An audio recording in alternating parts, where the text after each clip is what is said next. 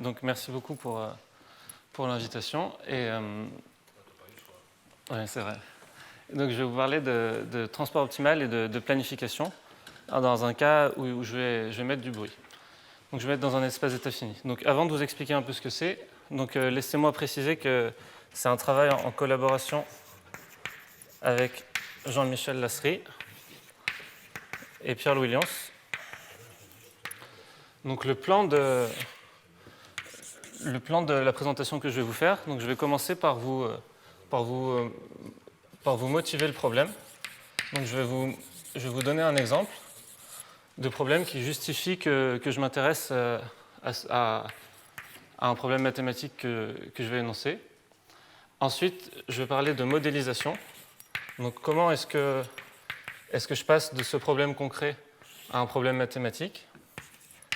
Après, je parlerai de la régularité du problème.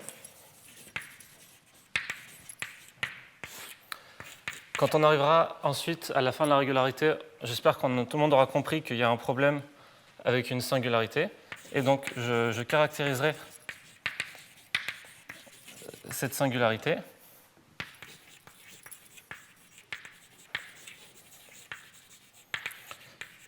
Et ensuite,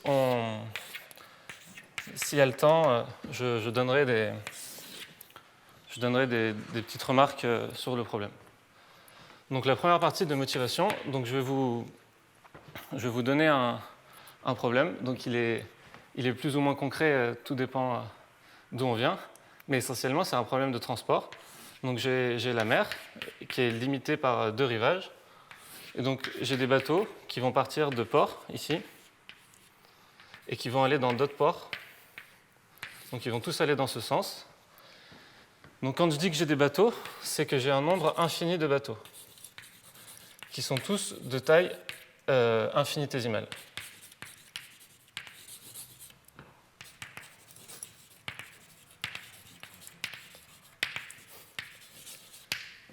Et donc mes bateaux, à la date t égale à 0, ils sont distribués suivant une certaine mesure μ0.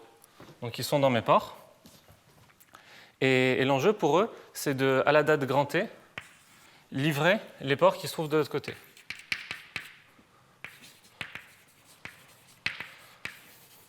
Et quand je dis livrer, c'est qu'il y a une demande. Donc je ne vais pas m'intéresser exactement sur cette demande, mais essentiellement, à la date grand T, les ports qui sont ici, eux, ils aimeraient avoir une répartition des biens qui va me donner une autre mesure qui va être μ1. Donc ça, c'est la distribution initiale, et à l'instant final, on aimerait bien qu'ils soient répartis suivant μ1. En tout cas, les ports à l'arrivée, c'est ce qu'ils aimeraient bien. Donc le problème, c'est comment est-ce que mes bateaux vont bouger.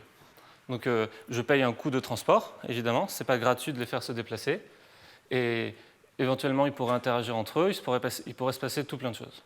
Donc ça, c'est le problème typique que je veux avoir. Donc pour l'instant, il n'y a pas de bruit. Et quand je dis qu'il y a du bruit, c'est que par exemple, je pourrais imaginer que la livraison est aléatoire. C'est-à-dire qu'au moment où les bateaux partent, ils ne savent pas exactement la demande qu'il va y avoir au moment où ils vont arriver. Parce qu'il peut y avoir des fluctuations des prix, ce genre de choses. Il peut y avoir aussi un gros problème en mer qui fait que tous les bateaux vont être affectés. Donc pour ce genre de problème, il y a essentiellement, on va dire dans la littérature de Matappli, il y a deux types de points de vue. Un qui est beaucoup plus ancien et étudié que l'autre, donc qui est le premier, c'est le point de vue du transport optimal.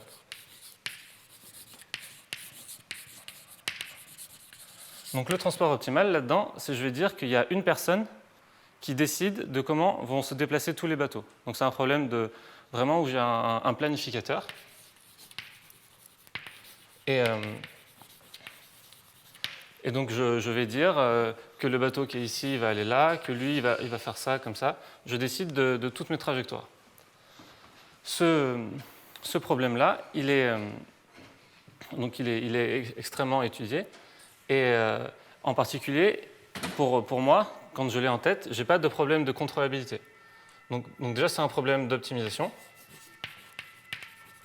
C'est minimiser le coût de transport pour le planificateur, sous la contrainte que je pars de μ0 et je vais bien arriver à la densité finale mu1. Donc c'est un problème d'optimisation.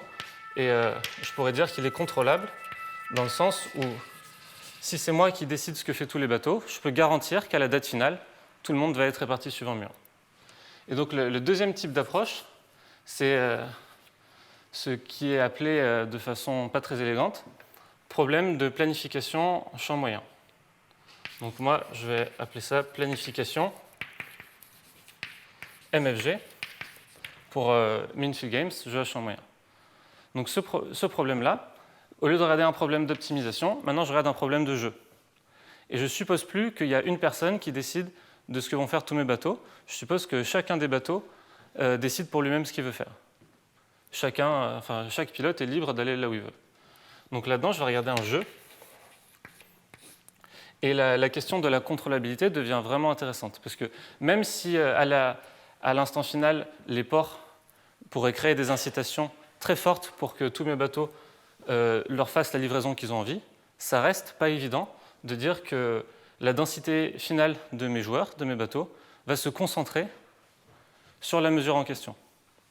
Donc là, la question de la contrôlabilité, si vous voulez, c'est pas évident que Donc c'est pas vraiment de la contrôlabilité, parce que c'est un jeu, c'est pas de l'optimisation. Il n'y a pas une personne qui contrôle la densité finale. Mais donc ça, j'aimerais bien que tout le monde comprenne que ça, conceptuellement, c'est quelque chose auquel il faut faire attention. Donc je ne veux pas parler de contrainte sur la densité finale. Il n'y a pas de contrainte dans ce genre de formalisme, puisque c'est un jeu. Tous mes bateaux sont de taille infinitésimale et je suis en train de demander est-ce qu'une quantité agrégée soit fixée. Un bateau n'a aucun effet sur la densité finale. Donc individuellement, il n'y a pas du tout cette notion de contrainte.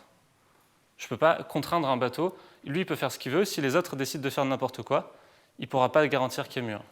Donc là, ce problème de contrôlabilité, il est remplacé par le fait que j'ai envie qu'il y ait des incitations qui soient très fortes.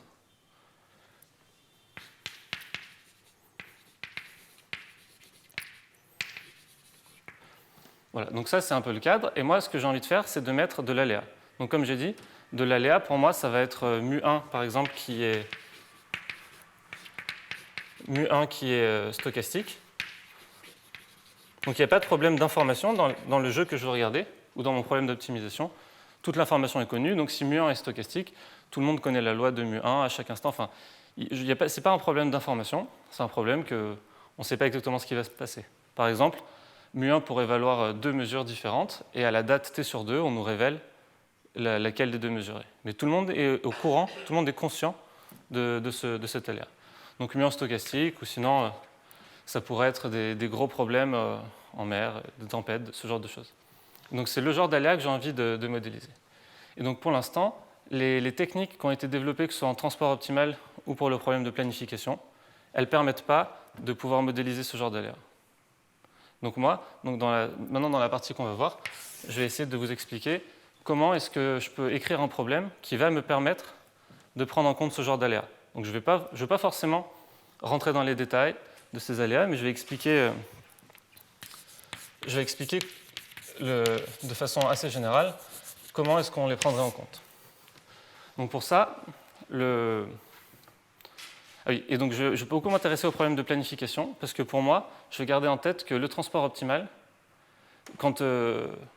essentiellement, à partir du problème de transport optimal, je peux créer un jeu où le comportement de mes joueurs est celui qui est le même que si j'avais un problème d'optimisation. Donc je vais plutôt me concentrer là-dessus, en gardant en tête que si je sais bien faire ça, je peux faire ça. Donc la modélisation, donc maintenant un peu plus de maths. Donc je vais me placer en espace d'état fini. Donc dans tout le reste de la présentation, la variable x dans RD, ça va me donner la densité de mes agents. Donc maintenant je ne parle plus de bateaux, je parle d'agents. Et ils vont être répartis selon la densité x. Donc densité entre guillemets si vous voulez, puisque je ne vais pas mettre de contrainte de positivité. Donc xi, c'est le nombre de bateaux qui sont dans l'état i, éventuellement qui est négatif. Et donc je dis que l'espace d'état est fini, donc j'ai d états, et c'est vraiment tout l'espace qui est fini. Ce n'est pas juste, j'ai une mesure qui initialement est supportée par un nombre fini de points, et à l'instant final qui est supportée par un nombre fini de points. et où au milieu, on pourrait vivre dans un espace continu. L'espace d'état est fini, et tous mes agents peuvent être que dans cet espace-là. Par exemple, si vous voulez, ce serait plus assimilé à un problème où mes joueurs contrôlent les transitions sur des chaînes de Markov, ce genre de choses. Sur des chaînes de Markov finies, du coup.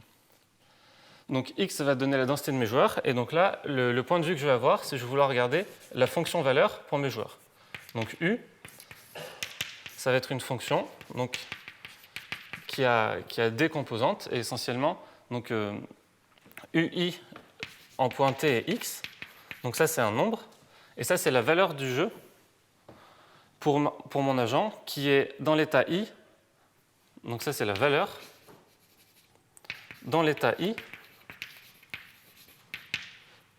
donc quand il reste t temps, donc t c'est le temps qu'il reste dans le jeu, et x, donc c'est la distribution des autres joueurs.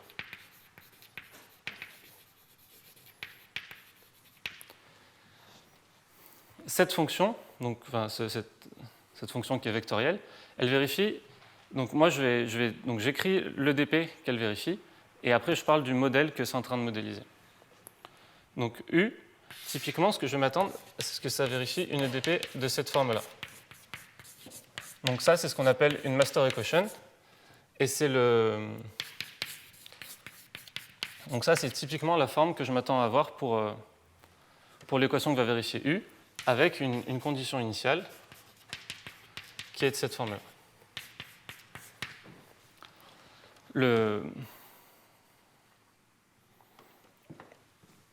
Donc, ça, c'est donc dans un cadre de jeu à champ moyen, ma fonction valeur, je m'attends à ce qu'elle vérifie quelque chose de cette forme-là. Donc ça modélise un jeu dans lequel ma densité x, étant donné une fonction valeur u, donc une fois que j'ai la fonction valeur, je sais ce que les joueurs, enfin je peux comprendre le comportement que vont avoir mes joueurs, et le terme de transport qui me transporte ma densité x, c'est le terme f. Donc en fait, si vous voulez, les termes f et g, je les comprends dans le sens où si je pars du point x, on va appeler x1 à l'instant grand t, je sais que x point, il va évoluer suivant donc, x point t, donc ça va être ma trajectoire, elle va évoluer suivant f de xt, v de t, et v, c'est la valeur du jeu pour mes joueurs, dans ce cas particulier où on est parti de x1 à l'instant t, grand t, et v, il va évoluer suivant g. Donc j'ai la condition que x à l'instant grand t vaut x1, et que la valeur, donc quand le jeu est fini, donc le jeu est fini en t égale à 0, quand il ne reste plus de temps, c'est u0 de x0. Donc ça c'est une autre approche que celle-ci. Les deux sont reliés par la relation suivante, qui est que u de t et de xt, c'est égal à v de t. Donc ça me définit les caractéristiques pour ce système-là. Et essentiellement, ce que je suis en train de dire, c'est... Donc là, je regarde le problème de jeu à champ moyen, où je pars de la densité x1 au temps grand t. Et donc, le f est l'opérateur de transport sur ma densité. G est l'opérateur qui me décrit comment la valeur du jeu va évoluer. Donc, u0, c'est le coût final. Et moi, ce que je dis, c'est que ce genre d'approche, c'est ce que les gens regardent classiquement. Et moi, je vais maintenant vouloir passer à une approche par master equation. Donc ça, si vous voulez, c'est l'équivalent du système forward-backward dans la littérature MFG, ou dans le cas du transport optimal, si je remplace cette condition par une condition sur x0, ce serait l'équivalent de l'interprétation en termes de fluide du transport optimal, donc, qui est dû à Jean-David Benamou et Yann Brenier.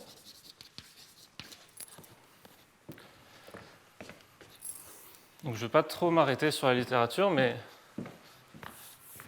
parce que essentiellement, étudier ce système-là, c'est ce que les gens font et c'est ce que je ne vais pas faire.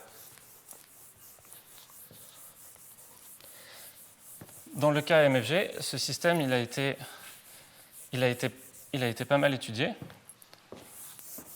donc, notamment par Pierre-Louis Lyons. Il y a des travaux de... Donc, dans le cas où je regarde un problème de planification, donc ce système-là, donc comprendre quelles incitations je dois mettre pour que mes joueurs se concentrent sur la densité finale qui m'intéresse. Donc ça a été étudié. Donc le système forward-backward pour les MFG de planification. Il y a des travaux, donc Lyons, Alessio-Porretta et ses co-auteurs. Il y a des méthodes numériques qui ont été faites par Yves Hdou et ses co-auteurs. Il y a également des travaux récents, un papier avec pas mal d'auteurs, dont notamment Daniel Atton. Donc dans toutes ces méthodes, elles nous disent comment je dois exprimer mon coût terminal, donc comment je vais créer des incitations pour forcer mes joueurs à se concentrer sur la densité finale qui m'intéresse. Donc moi, ça va être x0, c'est ma cible. Et l'idée, c'est que je vais prendre comme condition terminale un U0 de x qui fait un 1 sur epsilon, x moins x0. Donc ça, c'est les incitations, et j'espère que quand epsilon tend vers 0, ça va faire que mes joueurs vont avoir envie de se concentrer, ça va induire un comportement sur mes joueurs qui font que leur densité va être répartie suivant x0. Donc cette incitation-là, comment on la comprend? Donc je regarde des problèmes de jeu, ça c'est le coût terminal dans mon jeu, et je suis en train de dire que dès que xi est plus grand que x0i, dans l'état i, le coût terminal il va être très très important. Donc tous les joueurs qui sont dans cet état, ils vont avoir envie de partir. Et pareil, quand xi est plus petit que x0i, il y a des fortes incitations à venir. Et donc j'espère que ces incitations-là, elles vont être suffisamment fortes pour faire en sorte que ma densité de joueurs arrive à se concentrer en x0. Donc là, on arrive au problème qui m'intéresse, qui est que j'ai envie de comprendre comment la master equation que j'ai écrite là-bas, quand je mets cette condition initiale, quelle est la limite quand epsilon tend vers 0? Est-ce qu'il y en a une? Et si oui, dans quel sens est-ce qu'elle peut nous être utile pour résoudre le problème? Donc je vais réécrire l'équation ici.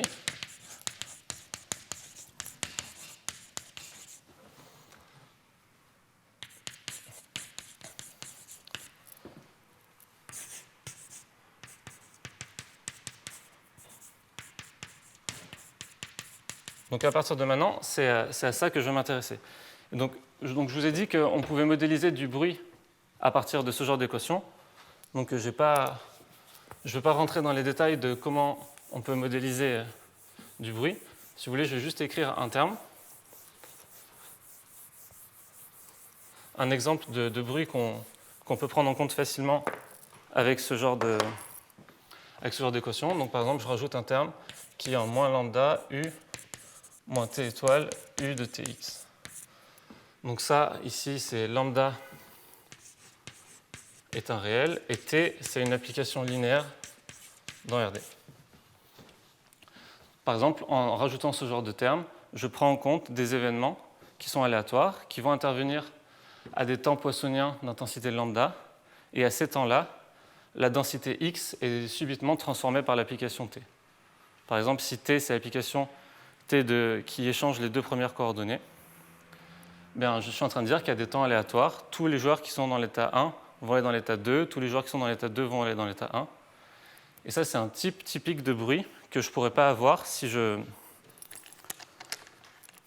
regardais le système caractéristique. Donc c'est fini pour la partie modélisation. Et donc maintenant, c'est à cette équation que je vais m'intéresser. Donc je vais comprendre la limite quand epsilon tend vers 0.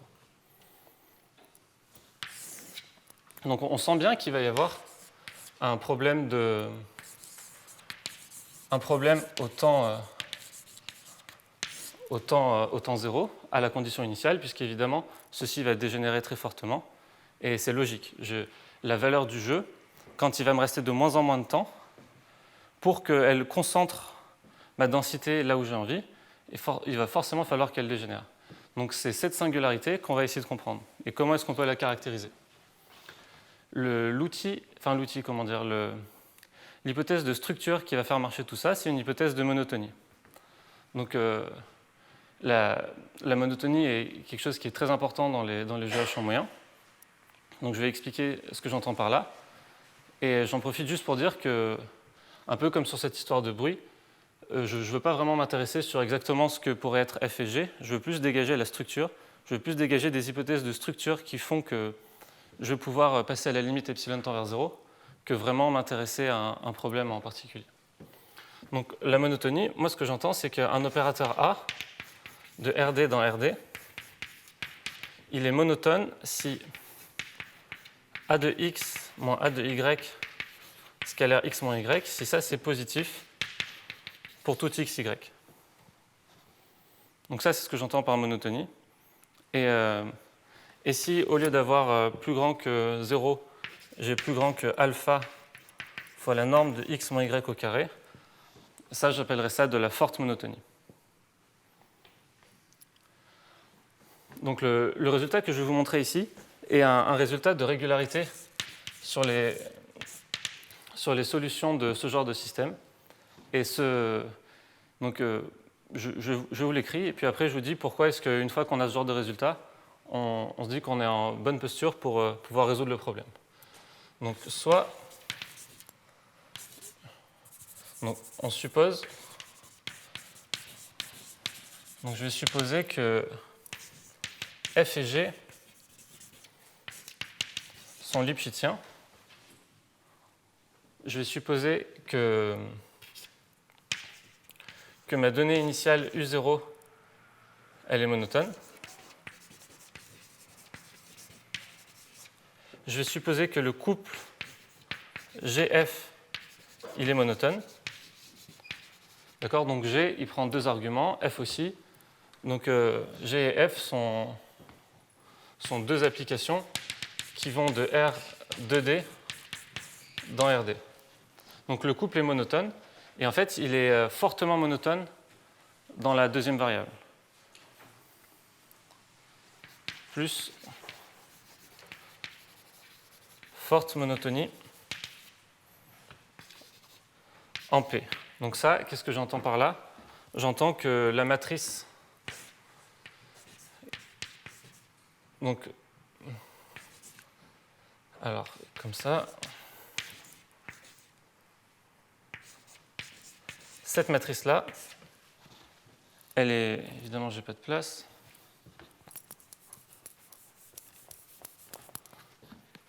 Donc cette matrice-là, elle est plus grande que alpha, que la matrice qui fait 0, 0, 0, alpha fois l'identité.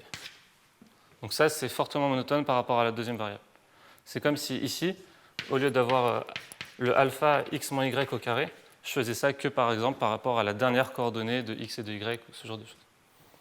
Donc essentiellement, c'est le f qui est fortement monotone dans la variable, dans sa deuxième variable p. Donc sous ces hypothèses, il existe C strictement positif, tel que pour tout U, solution régulière de l'équation, pour tout T plus petit que 1,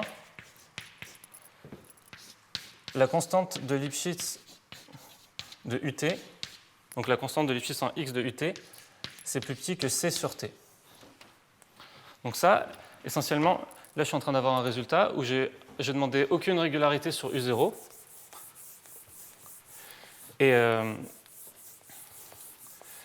je me trouve avec une solution U du problème qui, pour tout temps strictement positif, est lipschitzienne. Donc ça, c'est un résultat de régularisation. Je suis en train de dire que cette équation, elle régularise mes solutions. Donc je pars d'une donnée... C, il ne dépend pas de U0. Il dépend que U0 est monotone. Enfin, c'est vrai que si U0 est monotone. C, il dépend des constantes de Lipschitz, de G et F, du alpha, de lambda, de T, mais il ne dépend pas de U0. Donc c'est vraiment un effet régularisant. Et on voit que là, on est content, parce que si j'ai ça, Et donc, essentiellement, ça ne va pas dépendre de epsilon. Je vais pouvoir écrire cet estimé pour tout epsilon. Et ça va me dire que je vais avoir quelque chose à quoi me raccrocher quand je vais passer à la limite epsilon tend vers 0. Donc la preuve de ce résultat est un peu technique. Je ne vais pas la faire en entier, mais c'est quand même un peu la seule preuve sur laquelle je vais m'arrêter pendant cet exposé. Donc, désolé, et un peu de courage. Mais je pense que la preuve est très instructive. Donc essentiellement, j'ai envie de regarder une fonction auxiliaire et d'écrire le dp qui est vérifié par cette fonction auxiliaire. Donc avant ça, j'ai introduit la fonction w. W de tx xi, c'est le produit scalaire de u et de xi. Donc j'ai rajouté une variable. Ça, c'est quelque chose qui est relativement naturel de faire pour me ramener à des équations scalaires. Donc je voudrais regarder l'équation qui est vérifiée par w, parce que c'est un peu plus facile. Et en fait, j'aimerais bien avoir une méthode qui est plutôt type méthode de Bernstein, et qui est regarder l'équation qui est vérifiée par le gradient de u. Donc u est vectoriel, le gradient c'est une matrice, donc en fait je vais faire ça une autre fois. Donc je vais introduire une fonction auxiliaire z bêta gamma, donc qui dépend de deux fonctions bêta et gamma, et qui est xi, produit scalaire avec le gradient en x de w, moins bêta, donc bêta ça va être quelque chose qui dépend du temps, fois le gradient x de w au carré, plus gamma de t, xi carré. Donc, qu'est-ce qui est derrière cette fonction auxiliaire? Donc, si je prends bêta et gamma qui sont nuls, je me retrouve avec juste, donc le gradient x de w, c'est dxu contre xi. Et donc, je suis en train de scalariser l'équation qui est vérifiée par la matrice jacobienne de u. Et la seule chose que j'introduis, enfin, si vous voulez, la seule idée un peu vraiment intéressante de cette fonction, c'est que plutôt que de regarder contre un vecteur nu d'un côté et contre un vecteur xi de l'autre, j'utilise deux fois le même vecteur xi. Et ça, quelque part, c'est utiliser la monotonie. Enfin, c'est là où j'espère que la monotonie va m'aider à jouer. Et ça, c'est juste des termes qui me disent que, essentiellement, si cette fonction est positive pour tout temps, donc dans le gradient xw, j'ai du dxu au carré, ici j'ai que du dxu, donc si ça c'est positif, essentiellement je vais pouvoir borner le dxu. Donc je veux comprendre l'équation qui est vérifiée par z bêta gamma. Donc d'abord je comprends l'équation qui est vérifiée par w. Donc j'ai dtw plus f de x et de u. Donc je vais faire la preuve dans le cas lambda égale à 0 pour simplifier les calculs, mais rien ne dépend que lambda égale à 0. Donc dtw plus gradient x de w, ça c'est égal à g de x et de u scalaire xi. Maintenant je vais prendre le gradient de cette expression par rapport à x et je vais faire le produit scalaire avec xi. Donc ça, quand je fais ça, j'ai bêta égale gamma égale à 0. Donc ça va me donner dt de z0, 0.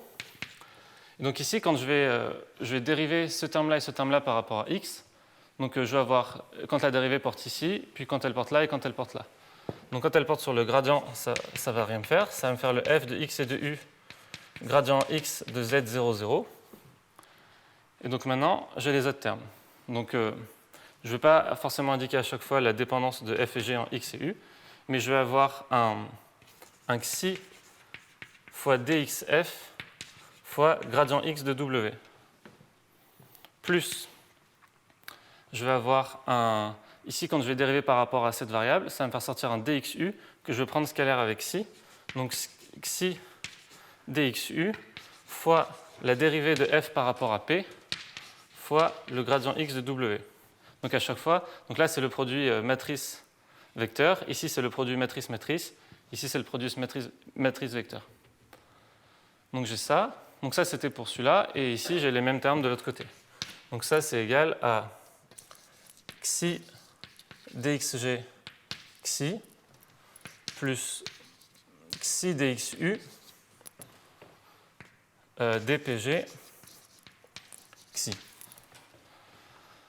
Donc là, il faut maintenant juste remarquer que les termes en xi dxu, je peux les relier à w avec la relation suivante. Donc essentiellement, j'ai le gradient en xi de xi scalaire dx de w gradient x de w. Donc ça, c'est égal à gradient x de w plus xi, si vous voulez, on peut le noter comme ça, plus xi scalaire gradient x appliqué en u.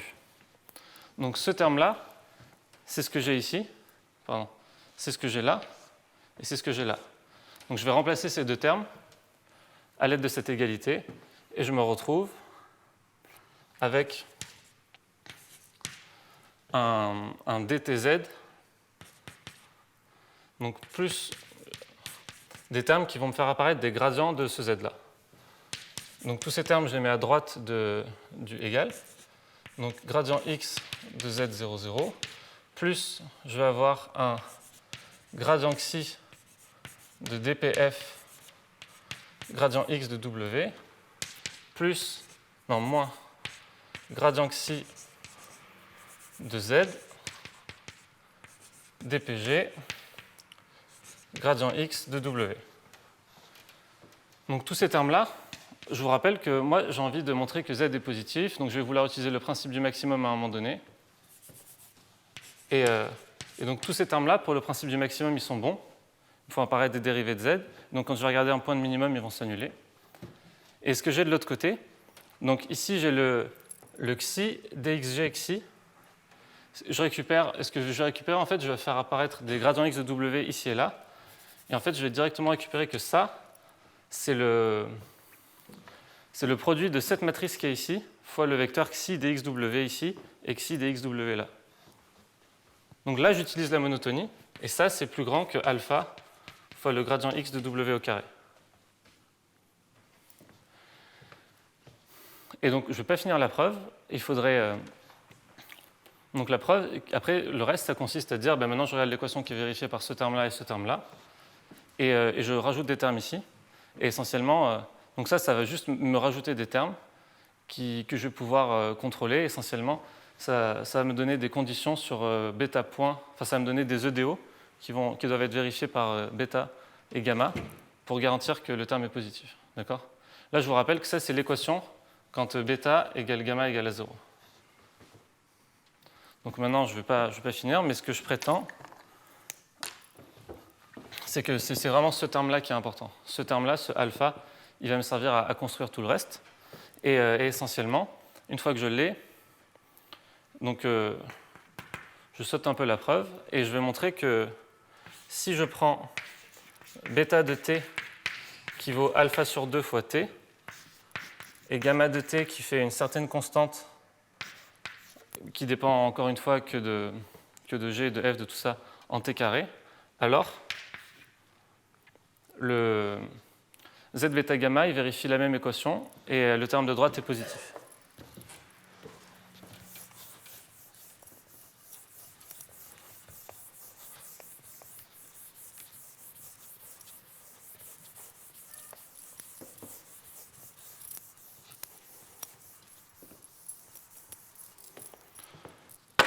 Donc ça,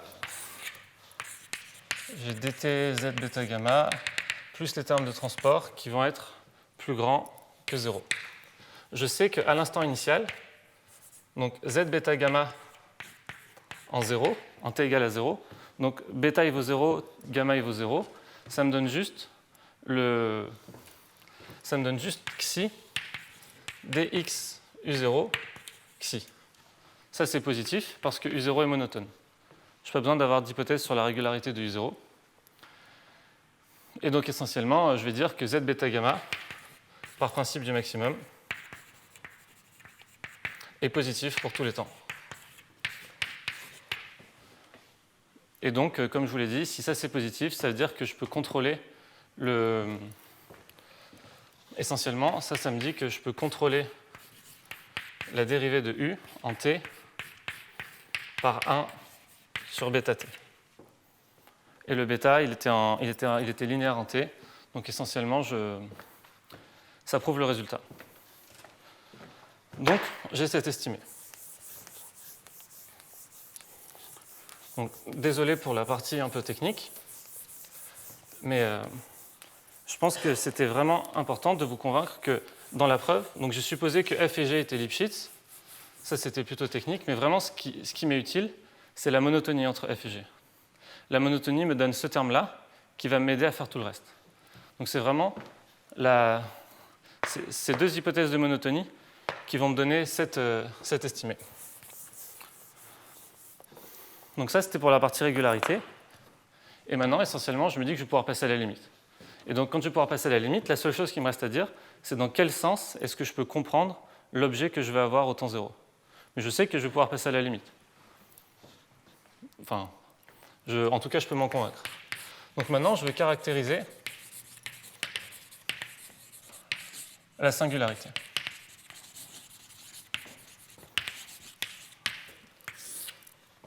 Donc cette caractérisation-là, plutôt que d'essayer de la justifier, d'abord je l'énonce, et donc je vais énoncer le résultat, et puis après je commente. Donc je vais dire que sous les hypothèses de la proposition,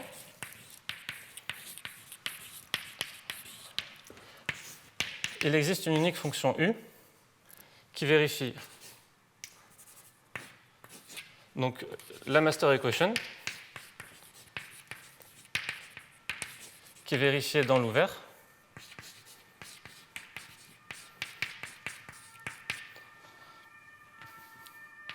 qui vérifie l'estimé qui est là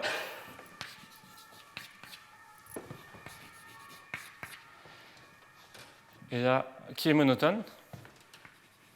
Bon, monotone on l'aurait mais ça fait pas de mal de le rajouter. Donc monotone au sens où U de t est un opérateur monotone pour tout temps. Et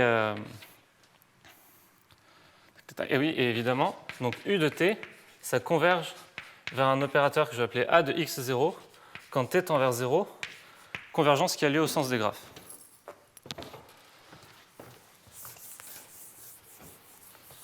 Et donc ce résultat, il me garantit que, enfin si vous voulez, cette limite me caractérise la singularité, puisque j'ai unicité. Donc cette convergence-là est assez faible. Je vais expliquer ce que c'est. Mais le fait que j'ai unicité me dit que c'est assez faible, mais ça suffit pour comprendre ce qui se passe. Donc la convergence au sens des graphes, donc je dis que AN converge au sens des graphes vers A. Donc c'est une convergence qui est définie pour des opérateurs qui peuvent être multivalués.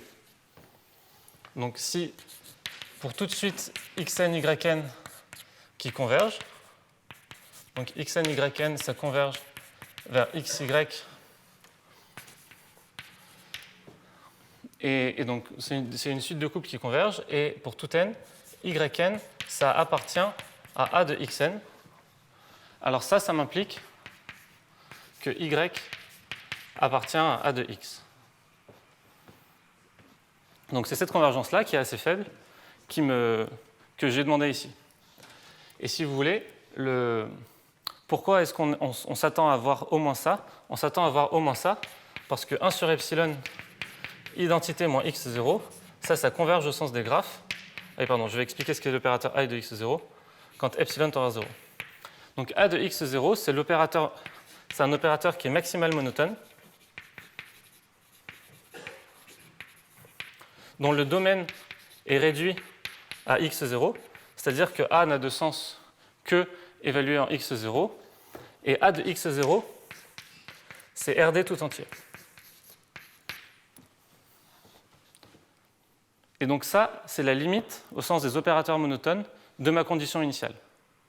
Donc en fin de compte, caractériser la singularité comme ça, c'est juste dire que dans le problème pénalisé, enfin que passer à la limite, enfin je peux commuter si vous voulez les limites en t et en epsilon.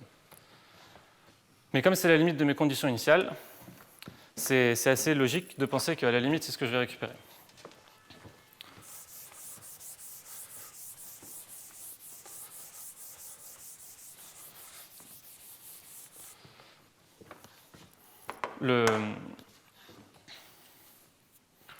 Ouais. Donc, si vous voulez, ça, c'est une fois qu'on a dit ça, normalement, on a résolu le problème. Puisque je vais avoir une fonction donc, qui est définie sur tout l'ouvert en temps. Je connais son comportement en t égale à 0. J'ai unicité. Donc ça une fois que j'ai cette fonction u, après, je pourrais revenir sur le problème de transport, comprendre comment mes trajectoires évoluent, montrer qu'elles convergent bien vers x0. Enfin, si vous voulez, cette fonction valeur-là me donne tout ce que j'ai envie de savoir, tout ce que j'ai toujours eu envie de savoir sur le problème de transport optimal. C'est vraiment l'idée de regarder ce problème par la fonction valeur des agents. Donc la preuve de ce résultat, je ne vais pas la faire, juste j'en donne quelques idées. Donc évidemment, on commence par passer par on considère le problème pénalisé. Donc le problème pénalisé, celui qui est là-bas, lui, il est bien foutu. Donc ça, c'est des résultats qu'on connaît. La donnée initiale est monotone, j'ai les hypothèses que F et G sont monotones, tout est régulier. Donc U epsilon, il n'y a pas de souci. Et ensuite, quand je vais vouloir passer à la limite, en fait, ce que je vais faire, c'est que je vais passer par... je vais regarder S delta de U epsilon, l'approximation de Yoshida de U epsilon. Donc qu'est-ce que c'est? On définit ça comme S delta de U epsilon, c'est U epsilon, donc à l'instant t, c'est U epsilon de t que je vais composer avec l'inverse de l'identité plus delta U epsilon de t. Donc l'approximation de Yoshida, c'est quelque chose qui est bien défini pour cet opérateur qui est monotone. Et en fait, pour passer à la limite, pour comprendre ce qui se passe à la condition initiale, je vais faire une étape intermédiaire et je vais d'abord passer par ces approximations de Yoshida. Donc une fois que j'ai ça, je vais dire que S delta de U epsilon, ça va converger vers une certaine fonction V delta quand epsilon tend vers 0. Et après, à partir de V delta, je reconstruis le U epsilon qui va bien. Donc c'est un chemin. L'équation est satisfaite en quel sens? Ici? Ouais, au sens presque partout. Comme je vérifie cette estimée-là, le DXU est Lipschitz, et donc ça c'est borné, donc lui il est borné localement, donc tout est bien défini. Et donc je passe par l'approximation de Yoshida, et après je reconstruis U. Et au niveau de la limite V delta, là j'ai une propriété d'unicité qui fait que dans mon théorème, quand je parle d'unicité, je vais considérer deux solutions. Je vais regarder leur approximation de Yoshida, je vais montrer que c'est les mêmes, et donc que quand je reconstruis, j'ai la même chose. Donc cette idée de passer par cette approximation-là, donc ça peut sembler un peu sauconnu, mais pour moi c'est très très lié à cette condition initiale qu'on a mise ici. Cette condition initiale, en fait, il se trouve que... Donc ça, c'est la fin de la preuve.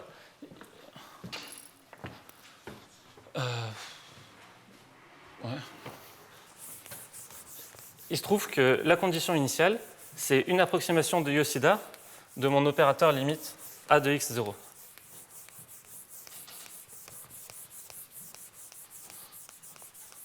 Donc si vous voulez, c'est deux remarques sur pourquoi est-ce que cette preuve n'est pas complètement saugrenue. Donc la première, c'est que 1 sur epsilon identité moins x0, ça c'est S epsilon de A de x0. Et donc en fait, quand je regarde enfin, juste, on la voyait arriver assez naturellement. Et la deuxième idée, c'est que dire que AN converge vers A au sens des graphes, donc je ne veux pas rentrer dans les détails, mais c'est quasiment la même chose que de dire que pour tout delta, les approximations de Yoshida convergent.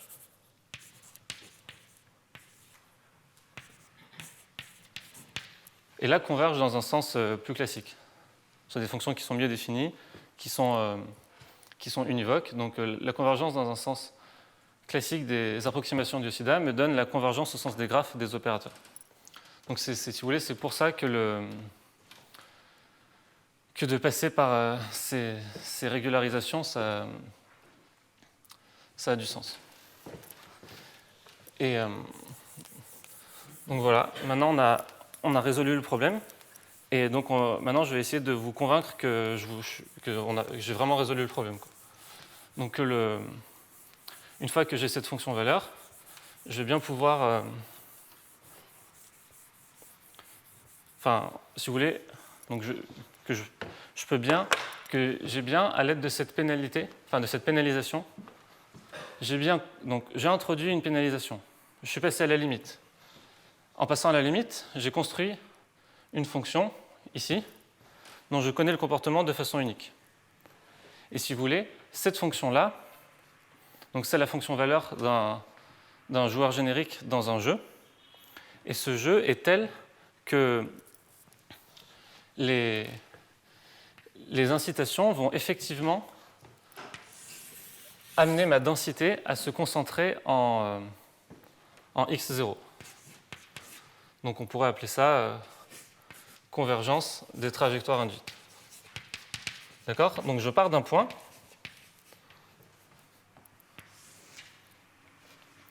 Donc je suis au temps t. Donc on part de x1 au temps grand T. Donc ça, si vous voulez, c'est mon problème. Je reviens un peu à mon problème de début. Je pars de x1 en grand T. Et donc mes joueurs, ils vont interagir entre eux. Et moi, j'aimerais bien qu'à la fin, la trajectoire qui va partir de ce point-là finisse au temps 0 en x0. Donc quand je pars de x1 en grand T, donc je vais me placer dans le cas lambda égale à 0, encore une fois, pour simplifier un peu les notations. Donc quand je pars de x1 en grand T, essentiellement, ce que je dis, c'est que la trajectoire qui va partir de ce point-là, c'est x point t égale f de x de t et u de t et de x de t. Et donc ça, c'est une EDO que je comprends au sens backward, c'est-à-dire que je pars de grand T. Donc quand je suis parti de grand T, j'étais en x1. Donc cette trajectoire-là, si vous voulez, c'est ce genre de relation qui justifie de s'intéresser à la master equation. C'est qu'une fois que je l'ai résolu, je connais la fonction valeur de mes joueurs, et je sais comment est-ce qu'ils vont bouger. Donc je sais que quand ils observent la densité x de joueurs et qu'ils sont dans l'état t, les joueurs ils vont évoluer, enfin comment dire, que si à l'instant t la densité des joueurs est x, ils vont évoluer comme ça. Donc la question, c'est est-ce que x de t tend vers x0 quand t tend vers 0? Donc pour répondre à cette question, je vais passer par le problème pénalisé encore une fois. Donc je vais regarder les trajectoires qui sont associées au problème pénalisé et je vais montrer que je peux passer à la limite dans la trajectoire finale. Donc les trajectoires associées au problème pénalisé, qu'est-ce qu'elles sont? Donc je les définis par x point epsilon, donc c'est exactement la même chose.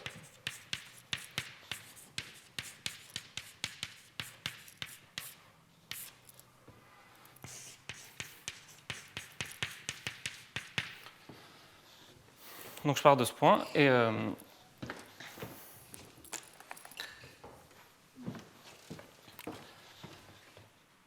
maintenant on va essayer de comprendre pourquoi est-ce que je vais converger. Donc là encore une fois, à part le fait que, donc évidemment que je me place sous les hypothèses du théorème, je suppose qu'il existe une fonction u limite qui est bien définie, mais essentiellement, c'est vraiment la monotonie qui va faire marcher la convergence des trajectoires.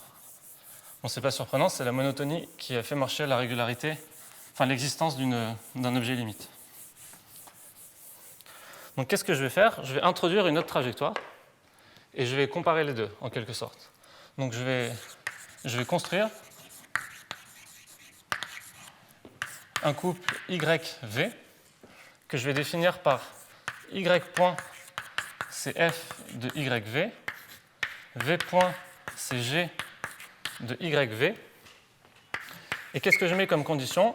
Y0 c'est x0 et V à l'instant 0 c'est égal à 0.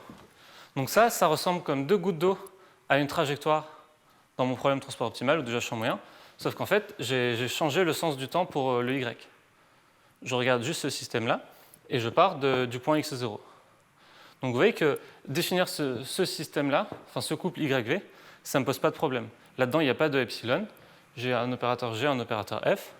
Les deux, ils sont réguliers. Cette trajectoire-là, elle existe indépendamment de epsilon. Et maintenant, je vais regarder, je vais utiliser la monotonie de f et g de façon très classique.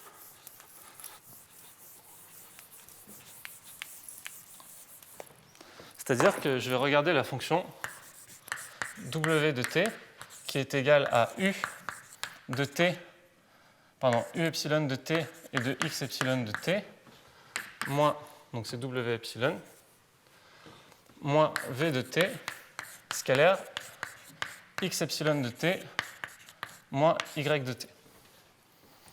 Ça, c'est vraiment, comment dire, pour les gens qui ont l'habitude d'utiliser la monotonie dans les jeux à champ moyen, c'est exactement la quantité que j'ai envie de regarder.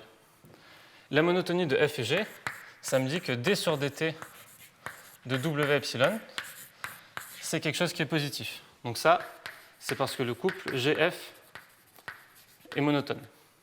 Si vous voulez, quand je vais dériver, donc la dérivée totale de u epsilon de t, x epsilon de t, c'est g, évalué en x et u. La dérivée de v, c'est g évalué en y et v. Donc je vais avoir g en x et u, moins g en y et v, scalaire x moins y. Et de l'autre côté, quand je vais dériver le x et le y, je vais faire apparaître le f. Donc c'est exactement la monotonie. Donc j'ai cette dérivée. Donc maintenant, qu'est-ce que j'ai? Ça me dit, mais je connais w en 0. En 0, je connais u epsilon de 0. C'est 1 sur epsilon, x epsilon moins 0. V vaut 0. Ça fait x0. Et ça, c'est x epsilon de 0. Donc ça me dit, donc quand j'intègre entre 0 et grand T, que 1 sur epsilon fois la norme de x epsilon 0 moins x0 au carré, ça c'est plus petit que w epsilon au temps grand T, qui ça est borné par une constante qui ne dépend pas de epsilon. Parce qu'au temps grand T, u, une fois que je me suis écarté de la singularité, u epsilon, donc au temps grand T, x epsilon il part de x1, donc ici je vais mettre x1, ça c'est quelque chose qui ne dépend pas de epsilon, ça c'est x1, ça ne dépend pas de epsilon, et le u epsilon, lui, il est borné, parce que je sais qu'il converge vers un objet limite u. Donc j'ai ça. Donc je sais que x epsilon de 0 est borné, et que quand epsilon tend vers 0, il va tendre vers x0. Donc ça ne suffit pas pour pouvoir passer à la limite le long de toutes les trajectoires. Mais je vais me servir de ça, et si vous voulez, je vais encore introduire un couple. Donc ce que j'introduis maintenant, c'est un autre couple ZK qui dépend de epsilon et que je définis par Z point de epsilon, c'est F, donc toujours pareil, de Z epsilon K epsilon, K point de epsilon c'est G de Z epsilon K epsilon. Et donc qu'est-ce que je mets comme condition initiale? Je mets comme condition sur Z et K. Je vais mettre que Z epsilon en 0, c'est égal à x epsilon de 0. Et que K epsilon en grand T, ça c'est U epsilon de T et de x1. Je construis ce système. En fait, la monotonie de f et g, donc ça me dit que je suis juste en train d'avoir redéfini donc z epsilon v k epsilon, c'est égal à x epsilon u epsilon de x epsilon. Donc c'est les mêmes conditions qui sont vérifiées par le couple x epsilon u epsilon. Ils vont vérifier le même système. Et si je refais le même argument qu'ici, je me rends compte qu'ils sont égaux. D'accord? C'est vraiment l'argument de monotonie dans les jeux à champ moyen. Si vous voulez, je vais avoir que la dérivée est positive. Je sais que à l'instant initial et à l'instant final, les deux vont être égaux parce que j'ai les bonnes conditions. Et donc, ça me dit que la dérivée est nulle tout le long de la trajectoire.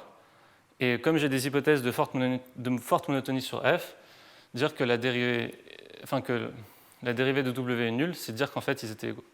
Donc j'ai égalité. Mais comment j'ai défini z et k? Z et k, je les ai définis avec ce système où je pars de x epsilon 0. X epsilon 0, je sais qu'il est borné. Donc ici, je pars d'un truc qui est borné. Et k en grand T, je sais aussi que ça, c'est borné, indépendamment de epsilon. Donc en fait, j'ai montré que mon couple XU, le long de la trajectoire, il était égal à quelque chose qui était borné, indépendamment de epsilon. Et donc en fait, ça me dit que U epsilon est borné le long de la trajectoire, X epsilon.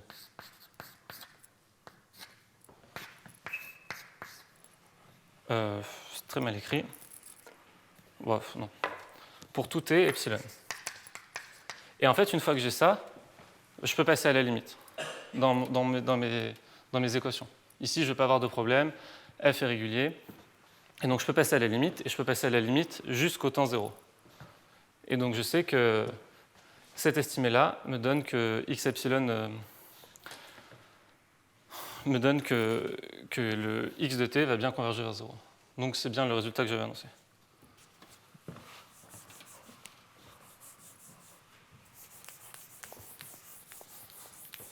Voilà. Donc, j'espère que c'est quelque chose qui peut sembler un peu redondant, puisque j'avais déjà montré que, si vous voulez, de montrer que U était fini, que la valeur du jeu était finie, ça sous-entendait fortement, vu la condition initiale que j'avais mise, que toutes mes trajectoires allaient converger vers x0, puisque sinon, ça veut dire que quelque part, il y a quelque chose qui va exploser.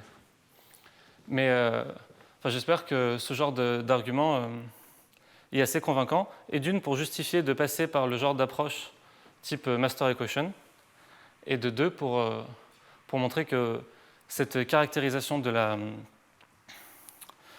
singularité est suffisante pour comprendre ce qui va se passer au temps 0. Voilà, c'est tout ce que j'avais à vous raconter. Merci.